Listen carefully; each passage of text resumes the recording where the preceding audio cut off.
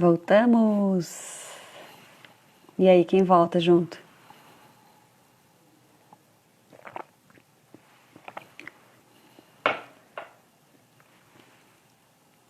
É difícil, né? Demora pra aparecer aqui pra mim que vocês voltaram, sabia?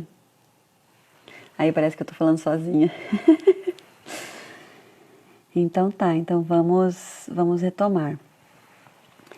Então, vocês viram que eu falei da pesquisa, né? 35% participativos ou autoritativos, ou assertivos ou democráticos, que são os nomes que você encontra aí nesse estilo.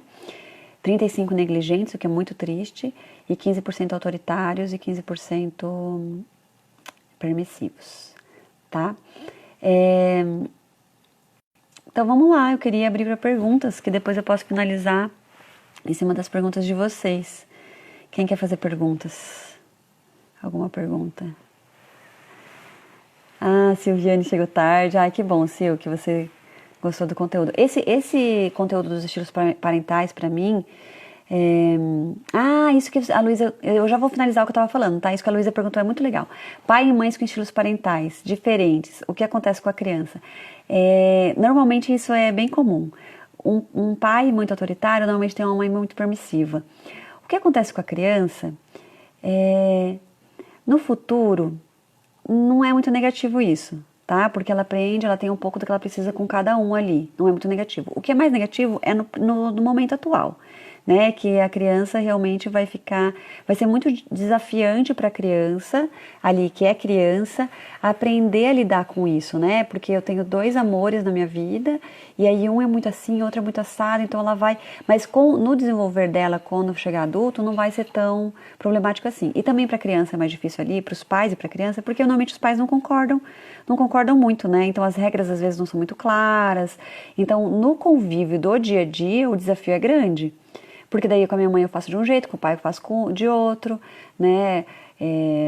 Os pais provavelmente brigam muitas vezes, ou se a mãe é muito submissa, por ser permissiva, às vezes pode ser que ela tenha um perfil submisso, e aí ela se anula, e aí o exemplo também pode ser negativo, né? De se anular diante do outro. Existe um conteúdo da disciplina positiva que traz no livro da Jane Nelson, que eu acho muito interessante, que fala assim, as crianças aprendem pelo exemplo, isso é óbvio, né? Isso a gente fala o tempo todo. Que as crianças aprendem pelo exemplo. Então, se eu quero um adulto empático, uma criança empática, eu tenho que ser empática com ela. Preciso mostrar que eu olho o lado dela, que eu entendo que na idade dela ela não tem capacidade. Não preciso falar isso, eu vou mostrar, porque se eu falo, ela não grava, né?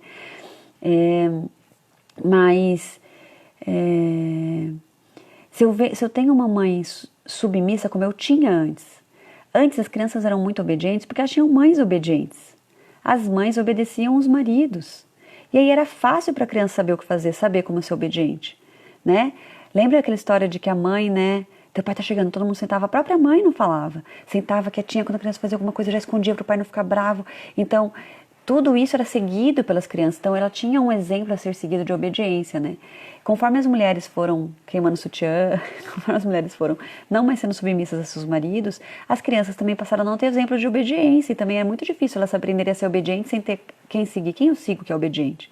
Né? Então, isso é muito positivo, porque a gente não quer pessoas obedientes, a gente quer pessoas que respeitam uns aos outros, né? Que respeitam regras, que respeitam limites, que entendem que existe ali sim uma autoridade, não imposta, uma autoridade verdadeira, né? De alguém que está ali cuidando de mim, olhando para as necessidades dessa casa, oferecendo, né? Atendendo e assim por diante, né? Vamos ver que outras perguntas vieram. Então, o ideal é que esses pais possam conversar, entender um pouco mais, estudar, né? Essa história de que precisa estudar para ser pai e mãe não é mentira, tem muito conteúdo, tem muita gente que pode ajudar, inclusive a gente. Como avaliar esse perfil pelas idades das crianças?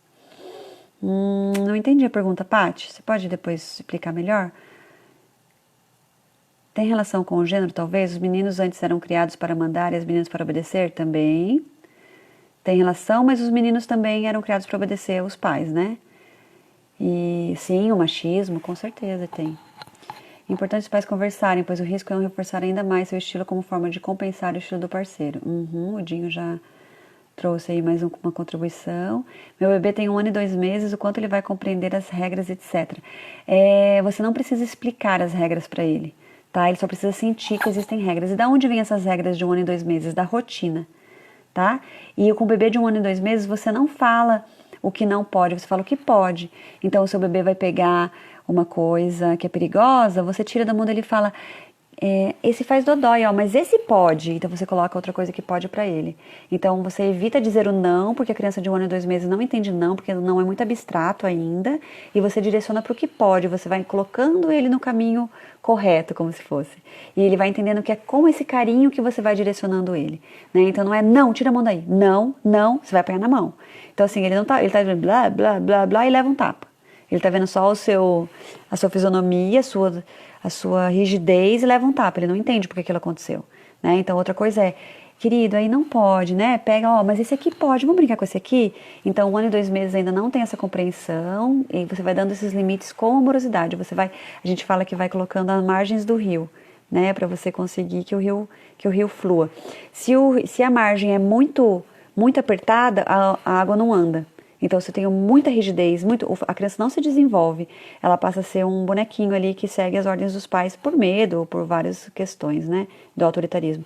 Se o rio é muito grande, se perde, também não anda. Você tem que ter os limites claros, mas ele pode ser conduzido com amorosidade, né? Então, a criança do bebê pequeno não precisa entender as regras, ele vai vivendo as regras no dia a dia, tá? Entra mais ou menos no que é... no que ela colocou. Tá, da idade. É isso mesmo. Quando é bebezinho, a gente vai sempre com amorosidade conduzindo para o caminho que a gente acredita ser o ideal, né? Mas a gente também respeita coisas do tipo, 1 ano e 2 meses é muito curioso. Então não tem essa de, na minha casa, eu não tiro nada da altura dele, ele tem que aprender o que ele pode e o que ele não pode mexer. Ele vai aprender quando ele tiver idade. Agora, ele não consegue entender que ele não pode mexer naquilo. O impulso de curiosidade, que inclusive, gente, isso é muito importante, é a curiosidade que nos leva ao desenvolvimento intelectual. Né? Crianças que não querem aprender a ler, provavelmente foram muito tosadas quando era criança na sua curiosidade. Não pode mexer, tira a mão daí, mas estava ali ao meu alcance, eu não posso mexer. A minha curiosidade, o meu impulso de sobrevivência e desenvolvimento é a curiosidade. O impulso de desenvolvimento da criança de 1 ano, 1 ano e meio, 2 até 3, é a curiosidade. Então, só deixa acessível que ele pode mexer. Né? Então, essa ideia de não tirar nada da altura, isso é autoritarismo. Eu estou olhando para as minhas regras e não para o que a criança traz com ela naquela idade, naquele desenvolvimento dela, naquele olhar, né? Então, a gente tira, a gente deixa tudo o mais seguro possível, a gente fala o menos não possível, porque é nesse desenvolvimento que ele vai entendendo que ele pode, que ele consegue. Opa, aqui minha mãe me tirou, então vou para aqui, ele pode, consegue. Opa, minha mãe tirou, veio para aqui. Quando ele começar a me entender, você vai falar, ó, aqui é não, filho, por isso que a mãe te tirava. Ah, entendi. Sabe? Então, assim vai. A gente não tem que querer já deixar o não claro e rígido e firme desde 1 ano e meio, porque ele não entende, ele vai só criando medos, né? E assim por diante. Oi, compadre, o Meron. Que mais que veio? A criança começa a repetir não, porque ela acha até que o nome das coisas é não. Ou que esse é o jeito de falar com as pessoas. Não é não, não é não. A gente acha tão lindo, ele já está aprendendo a falar não. Ele não está aprendendo o que é o não, ele está aprendendo a repetir aquilo. E ele acha que existe o jeito de lidar com as pessoas. Quantas crianças, quando começam a falar, falam um para o outro, não é não, não é não. E não é que ela sabe o que ela está falando, ela está repetindo. Esse é o jeito que ela acha que as pessoas se relacionam, porque é assim que se relacionam com ela, né? Estilos parentais diferentes entre os pais, ok. Mas e quando os pais são separados e um deles transita entre o permissível e o negligente e desfaz o estilo do outro perante a criança? Então, Manda, você me coloca em cada uma, hein? Acompanhamento psicológico é super importante, porque realmente a criança vive ali em situações, é uma situação muito, muito desafiadora, muito mesmo. Ela vai ter... ela não tem isso, né, sendo vivido ali de uma forma saudável. Então, se um pai é muito negligente, permissivo e ainda desfaz do perfil do outro pai, né, do outro cuidador, que é aquelas referências de amor e de cuidado, etc., você tem um jogo sujo ali, né? O exemplo é de um jogo sujo. Então, assim, nesse lugar dessa pessoa que tem mais consciência, diante dessa criança, existem alguns cuidados da questão sistêmica, por exemplo, né? De também não fazer a mesma coisa de negar o outro, né? De também não falar mal desse pai, de também, vamos considerar que a mãe é a que tem um perfil mais participativo e o pai é o negligente permissivo, vamos considerar essa situação. Dessa mãe não trazer esse olhar negativo para esse pai, de ela ser um exemplo de equilíbrio e dizer, mas o papai deixa, tudo bem, filho, o papai tem os pensamentos dele, aqui nós temos esse pensamento, tá? E é muito importante que você entenda que existem regras, que a gente está olhando para o seu bem-estar aqui, que a gente está, não dizendo que lá não, né? Mas que aqui, ó, a gente está considerando que você mora com a mamãe, você mora numa casa assim, que aqui existem regras, que aqui existe um perigo que eu enxergo, né? Dependendo da idade dessa criança, tá? Eu tô considerando aí uma criança mais velha já, 6, né? 5, 6 anos, que já dá para conversar um pouco. Então, essa criança é legal chamar, por exemplo, para pensar em algumas regras. Filho, olha, você já tem uma consciência bem bacana sobre as coisas. Vamos pensar como é que a gente vai fazer com os brinquedos. Que hora você acha que a gente pode guardar? Vamos supor que de brinquedo seja o desafio, né? Como que a gente pode fazer? Outra coisa na mesa. Qual que é o jeito certo da gente se comportar? Vamos supor que esse seja o desafio. Com a sua irmã ou com o seu irmão, caso tenha, né, irmãos. Então, um pouco isso, trazer a situação e perguntar como que você acha que a gente pode solucionar isso? Como que você acha? Porque para mim é muito importante ouvir a sua opinião. Por mais que a mamãe tenha a opinião dela, é importante ouvir a sua. E aí considera, olha filho, muito legal a sua opinião, mas vamos pensar que agora não dá para fazer desse jeito. Por quê? Porque a sua irmã ainda é muito pequena e tal, então vamos fazer desse, vamos experimentar por um tempo, né? Lá no papai eu posso. Ok, filho, lá no seu papai você pode. A mamãe não concorda, a mamãe vai conversar com ele. Mas eu quero que você entenda que é muito importante que aqui existem regras, assim como na casa da vovó existe outras. E aqui é onde você fica mais, então é importante que você, sabe? É complexo e eu diria realmente um acompanhamento psicológico, porque ele está vivendo num lugar que não é saudável, né? Essa relação de um falar mal do outro não é nem um pouco saudável para o desenvolvimento da criança. Então, que você possa realmente cercar e trazer esse olhar de acolher ele. Eu também quero ouvir a sua vontade, eu também quero acolher os seus desejos, eu também quero entender por que você gosta disso. Mas isso não vai fazer com que eu permita se eu não acho adequado, né? Mas não também barrar ele de expor a vontade dele, de expor a opinião dele, né? Eu quero assistir tal coisa, filho, isso não é apropriado para você, mas eu quero, meu pai deixa. Tá, então me conta melhor, por que você quer? O que você acha que tem aí que você gosta? Tem isso eu gosto. Interessante, isso realmente é legal. Mas você percebeu que também tem isso que não é adequado? Será? Não, mas eu acho que... Olha, filho, para sua idade, realmente isso não é adequado. A mamãe está olhando para o seu desenvolvimento. Eu entendo que você goste dessa parte. Realmente essa parte é muito legal. Vamos ver se tem isso em outro desenho ou em outro lugar que seja mais adequado para você. Né? Então, não desconsidera a opinião dele, porque é como se fosse assim, meu pai me escuta, minha mãe não. Não, eu também te escuto. Eu também te considero. Mas, mesmo assim, eu olho porque você realmente precisa e o que realmente é permitido para você nessa idade, o que é adequado para você, o que é permitido e assim por diante, né? E essa questão de ter essas duas diferenças é um pouco isso, você mostrar que você também escuta, que você também considera, mas você precisa ter um apoio, provavelmente, de uma psicóloga, alguma coisa, para ajudar a lidar com esse desequilíbrio tão grande, se for realmente muito grande, muito gritante, né? Não é saudável, né? Tudo bem? Se tiver mais perguntas com relação a isso, mais específicas, fique à vontade. Geralmente quem se preocupa com essas questões são as mães ou é só a impressão? E aí encontramos mães tentando ser mais participativas e pais ainda autoritários ou negligentes. Sim, não é só impressão, mas o Dinho, meu marido, eu sempre falo Dinho, meu marido. O Dinho, ele trabalha com educação parental também. E ele tem feito grupos de pais. E está sendo muito bacana que muitos pais têm se interessado. Então, tem se voltado mais agora para esse interesse, sabe? Então, eu tenho atendido algumas famílias que daí a mãe vem, eu queria um atendimento tal. Daí eu sempre pergunto, quer fazer com o marido também? Não sei se ele vai querer. Bom, se ele quiser, o Dinho pode atender junto. Nós, como casal, atender o casal. Legal, pode ser que ele queira e tal. Então, a partir dessa... E aí elas começam a julgar, assiste essa live. Tem uma coisa que é muito bacana estudar, de estudo científico sobre o desenvolvimento dos nossos filhos enquanto adultos. Não é para eles serem mais obedientes agora ou alguma coisa assim, mas que sim, ajuda a nossa relação agora, né? Traz algumas questões, para serem melhores profissionais no futuro, que isso muitas vezes o pai se pega bastante nessa questão profissional. E aí tudo isso tem a ver com isso, né? Então dá sim para vocês irem cutucando, jogando uma sementinha, jogando uma coisinha ali e convidando, né? E hoje já tem pais, homens, fazendo esse tipo de trabalho também, que às vezes acaba sendo melhor aceito por outros homens, né? Do que só mulheres. Então eu e o Dinho temos bastante esse cuidado, assim, de conseguir trazer os maridos juntos, porque faz toda a diferença. Os pais juntos olhando para isso, sentando com a criança entende que é uma questão familiar, é um valor familiar, faz toda a diferença, com certeza faz toda a diferença. E muito importante que comece a ser trazido, né, como família, porque o núcleo familiar é a primeira base da sociedade, né? E conseguir trazer isso com uma discussão familiar é incrível. Qual livro tem a fase de cada criança e como nós podemos agir em cada fase? Sil, muita gente me pergunta isso. Eu vou te dizer que eu não achei um livro que diz exatamente desse jeito, tá? Os livros que tem falam no geral, e aí você vai entendendo cada um. Tem vários livros, tá? A gente vai lendo vários e vai entendendo, nessa idade tem isso, naquela idade tem aquilo, o cérebro já tá assim, já tá assado. A psicanálise traz bastante coisa sobre isso também, a Maria Fernanda estuda um pouco psicanálise também, um pouco sobre isso também, poderia dizer, né? Tem esse livro, Disciplina Sem Drama, tem esse livro que eu gosto muito, que inclusive acho que está embaixo do computador, deixa eu ver, peraí, esse aqui, opa, caímos, O Cérebro da Criança, também é bem legal. O Disciplina Positiva, ele tem esse que é geral, né? E ele tem esse que é Disciplina Positiva para criança de 0 a 3 anos, que também é bem específico, daí também é bem legal, tá?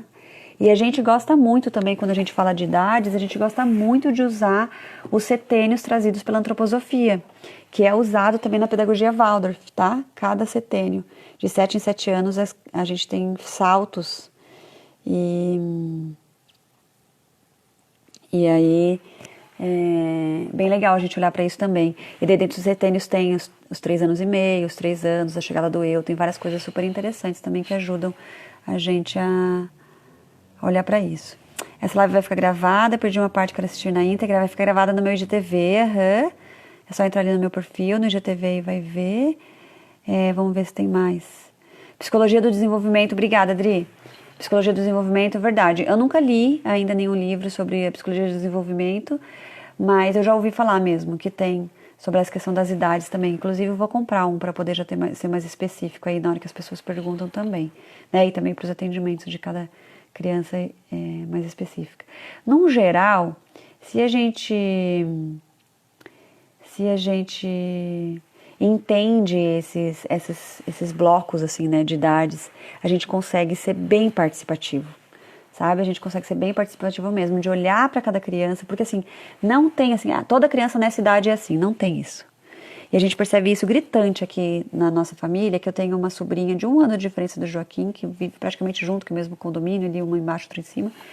E a minha filha de 2 anos e meio, eu vejo que o Joaquim já era completamente diferente nessa mesma idade, tanto com 6 meses, é muito particular de cada criança. Então é importante a gente olhar para a criança e não ficar presa também nesses livros, né?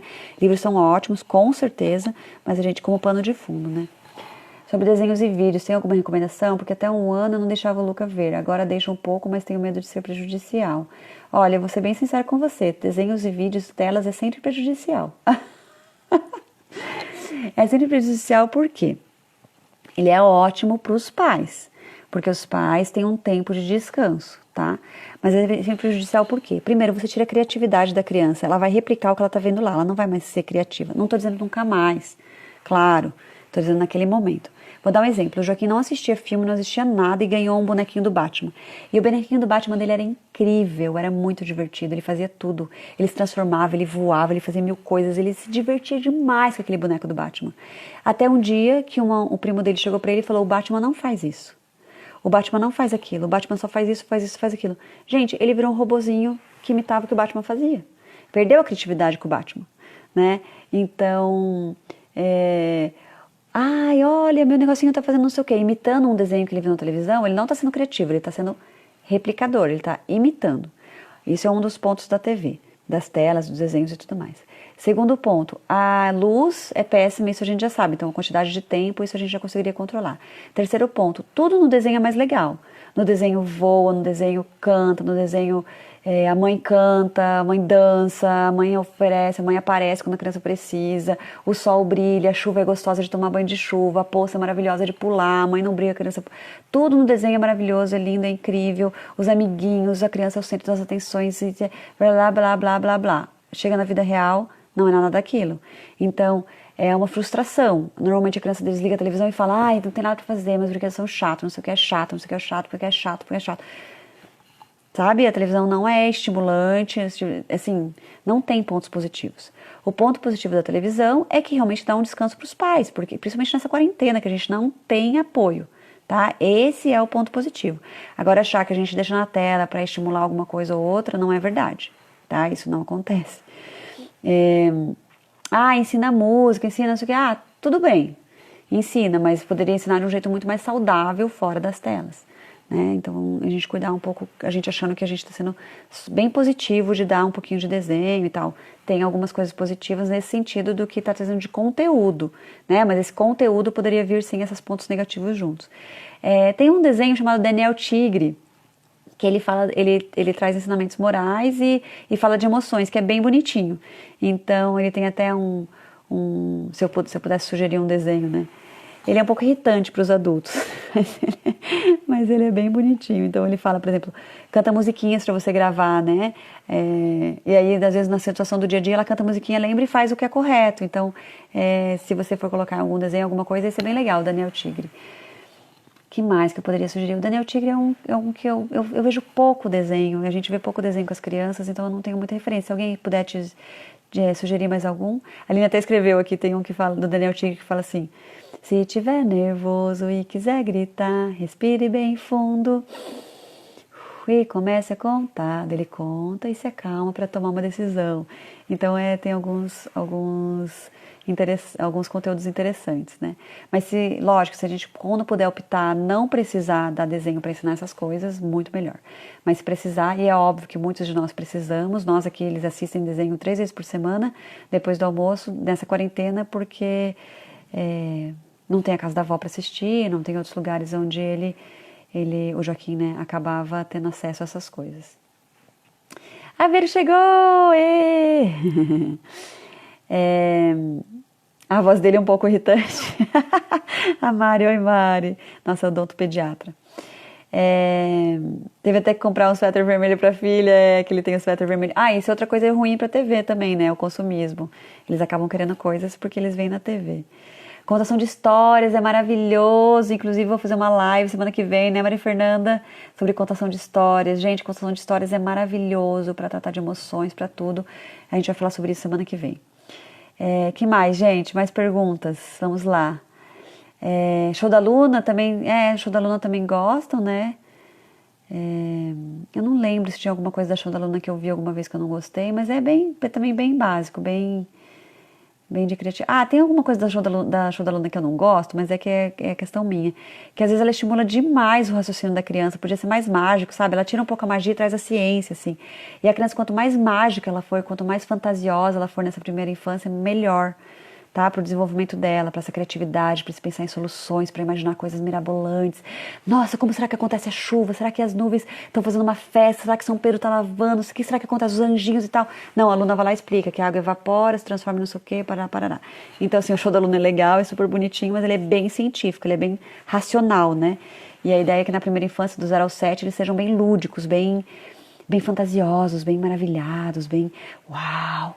E eles pensam em coisas incríveis, porque isso vai estimular um lado do cérebro bem inovador no futuro, né? E tirar do 1 mais 1 igual a 2. Ele explica demais, o show da Luna explica demais. Isso aí, gente. As cores, né? A Maria Fernanda tá trazendo um que eu nunca assisti, o Puffin Rock. Também dá pra dar uma olhada. Como alternativas, né, gente? Para quando a gente não tem aí como fazer uma contação de histórias, como colocar ele diante de um papel grande, bastante giz de cera grande, para não desenvolver a coordenação motora fina antes da hora, deixar as nossas crianças desenvolverem no que é de criança de primeira infância, movimentos bruscos, subir, pular, correr, movimentação física, se vai dar coisa para pintar que não seja dentro de desenho pronto, dar desenho pronto para pintar e colocar a criança dentro de um quadrado. E não, agora eles têm que se expandir, não escrever, tipo, rabiscar grande, né? Espaços grandes e assim vai. E o Joaquim também adora Patrulha Canina. O Joaquim e a Martina adoram Patrulha Canina também. Começaram a assistir na casa da avó e agora eles amam também Patrulha Canina. Também a gente leva umas lambidas, eles querem tomar água no potinho no chão. É uma graça. E músicas, né? O Mundo Bita também é interessante. Livros é legal, muito legal. Livros são ótimos, ótimos, ótimos, ótimos. Yoga, ó, e várias alternativas que dá para ir propondo, né? Não falei na live oficial, mas vou falar agora. O Círculo de Mães ainda tem vagas. Tá incrível esse grupo, tem algumas mães aqui que já estão inscritas, que é muito legal. Ah, tem o e-book da Cabana dos Brinquedos. Depois eu falto falar do Círculo de Mães. O e-book da Cabana dos Brinquedos tá muito legal, gente. Cabana dos Brinquedos aqui no Instagram. Tem um e-book que fala de brincadeiras para crianças. Muito, muito, muito legal, tá? O Círculo de Mães. Tá incrível. A gente trata da mãe olhando para ela mesma, tá? Não é da relação dela com as crianças, é o espaço para olhar para ela, os impactos da maternidade com relação a ela, ao ser que se tornou mãe. Então vai olhar para esses impactos na relação conjugal, nela mesma, valores, gostos, prioridades, propósitos, ritmos, o que me fazia bem, o que me faz, o que não me faz mais, quem sou eu, aonde que eu me perdi, cadê isso tudo, cadê eu no meio desse papel de mãe, né? Relacionamento conjugal, carreira. Então a gente tem 3 módulos específicos, um para cada um desses temas que eu falei, e o 4º módulo para olhar, olhando para tudo isso, qual é a mulher e mãe que eu quero ser a partir de agora, que daí é esse olhar para o futuro, tá? Então ainda tem vaga, começa sábado, agora, depois de amanhã, das 9 às 11h30, o grupo já está formado, está confirmado, mas ainda tem vaga, tá bom? Quem quiser, entre em contato e vai ser incrível. É comigo e com a Carmela Bardini na facilitação.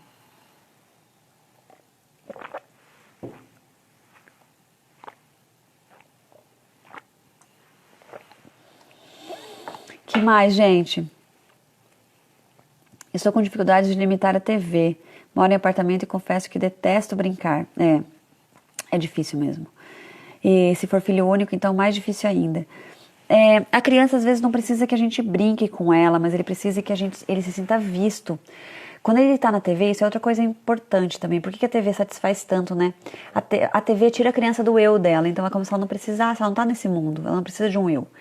Quando a criança não está na TV, ela precisa de um eu. Se ela tem mais de 3 anos e meio, 4, 3 anos mais ou menos, na verdade, ela já tem um eu bem dela, mas ela ainda assim precisa de uma atenção, né? Então ela brinca um pouquinho sozinha, pede atenção, brinca um pouco sozinha, pede atenção. Antes disso, ela precisa de um eu externo, ela precisa de um adulto ali conectado com ela. E conectado com ela é olhando para ela. Não precisa ser brincando com ela, mas é olhando, né? Olhando, vendo o jeitinho dela, como ela brinca.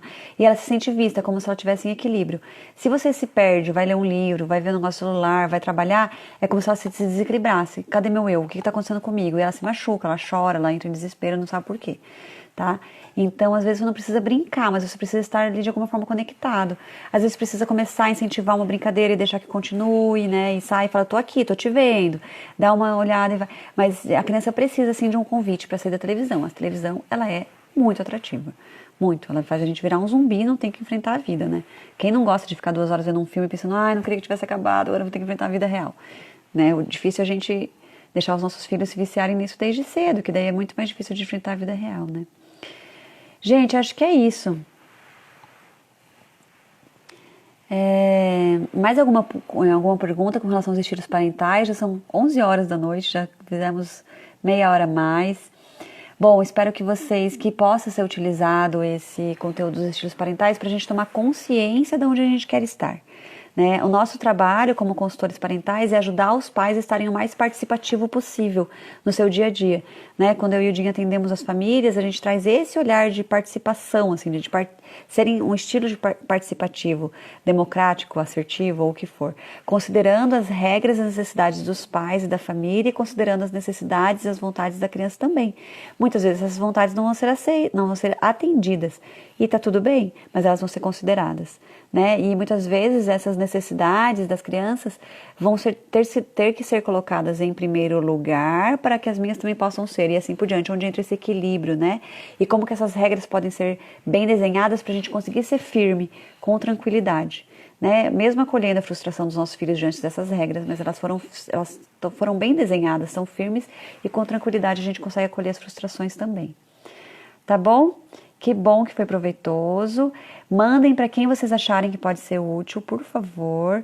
E se quiserem não, pesquisem mais sobre isso, vão atrás, olhem, para que a gente possa ter uma geração aí de crianças cada vez mais saudáveis emocionalmente, né? E possamos ter uma sociedade cada vez melhor. Um beijo grande e encaminhem para quem vocês acharem que pode usufruir disso tudo, tá bom? Até a próxima live e inscrevam-se no Círculo de Mães que ainda não se inscreveu, não participou e está a fim de ter um tempo para si, de olhar para si e se reencontrar aí como mulher diante desses impactos da maternidade. Tá bom? Um beijo, gente. Até logo.